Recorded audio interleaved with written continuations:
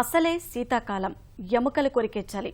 అలాంటి వాతావరణంలో నిస్సహాయంగా పడి ఉన్న ఓ వృద్ధుడికి కొందరు మానవతావాదులు పునర్జన్మ ప్రసాదించారు. 3 రోజులుగా ఆహారం లేకుండా గజగజ వణికిన ఆ పండుటాకును ఈటీవీ ఈనాడు సిబ్బంది చేరదీశారు.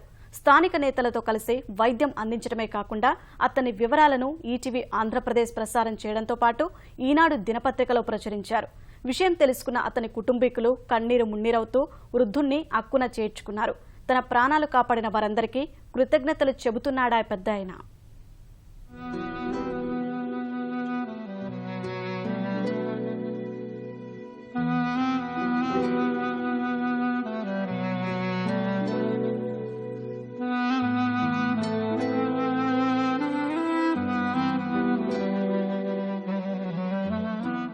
కుమారుడి పక్కన ఉండి చిరునవ్వులు చిందిస్తున్న ఈయన మడక చంటబ్బాయి. తూర్పుగోదావరి జిల్లా సీతానగరం వాసి, మాజీ సైనికోద్యోగి.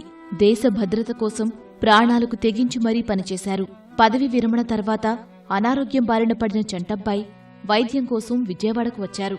అయిన వాళ్లను కలుసుకునే సమయంలో కాలికి దెబ్బ తగిలి చెట్టు కింద పడిపోయారు. ఎముకలు కొరికే చలి, ఆకలి, దాహంతో 3 రోజుల పాటు తిండి లేకుండా గడిపారు. ఈ వృద్ధుణ్ణి గమనించిన ఈటీవీ ప్రతినిధులు స్థానికుల సాయంతో ఆసుపత్రికి తరలించారు. ఈయన వివరాల కోసం ఈటీవీ ఈనాడులో ప్రచురించారు. విషయం తెలుసుకున్న కుటుంబీకులు ఆసుపత్రికి చేరుకున్నారు.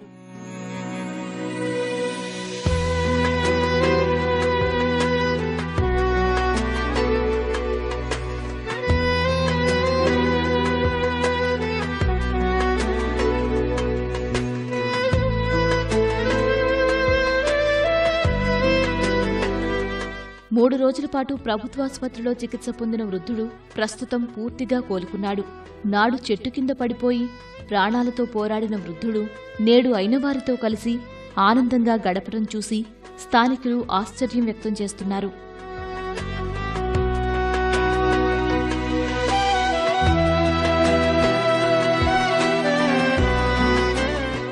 ఎవరో బండి కట్టి ఆ బండి మీద తీసుకొచ్చి ఆ తొర్రా చెట్టు కాడ పార్చేసి చూడండి అట్టే పొంది డాబా ఆ మహానుభావుడు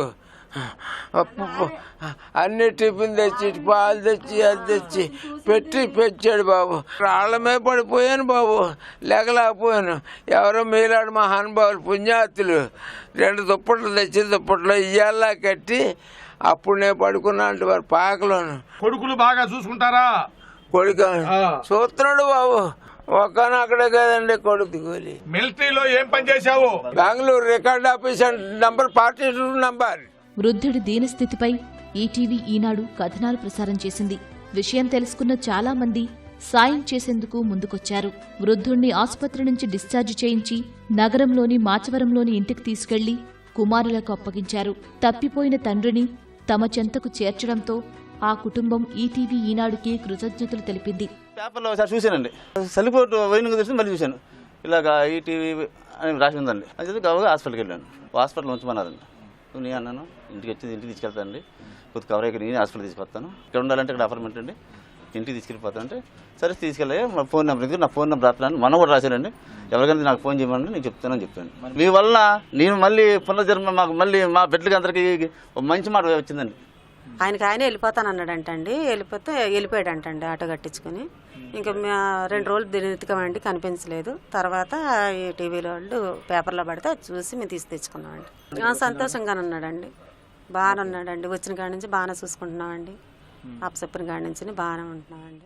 వృద్ధుడికి పునర్జన్మ ఇవ్వడంతో పాటు వారి కుటుంబ సభ్యుల చెంతకు చేర్చడంలో ఈటీవీ ఈనాడు కృషిని స్థానిక నేతలు కొనియాడారు.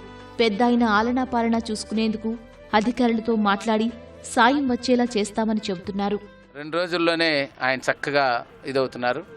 వాళ్ళ ఇంటికి వచ్చి చూసాం. వాళ్ళ ఆర్థిక పరిస్థితి కూడా అంతంత మాత్రంగానే ఉంది. వీళ్ళకి రాష్ట్ర ప్రభుత్వం నుండి ఏదైనా ఆర్థిక సాయం అందాలేమో మా ఎమ్మెల్యే గారితో కూడా మాట్లాడి ఆ వైపుగా కృషి చేస్తాం.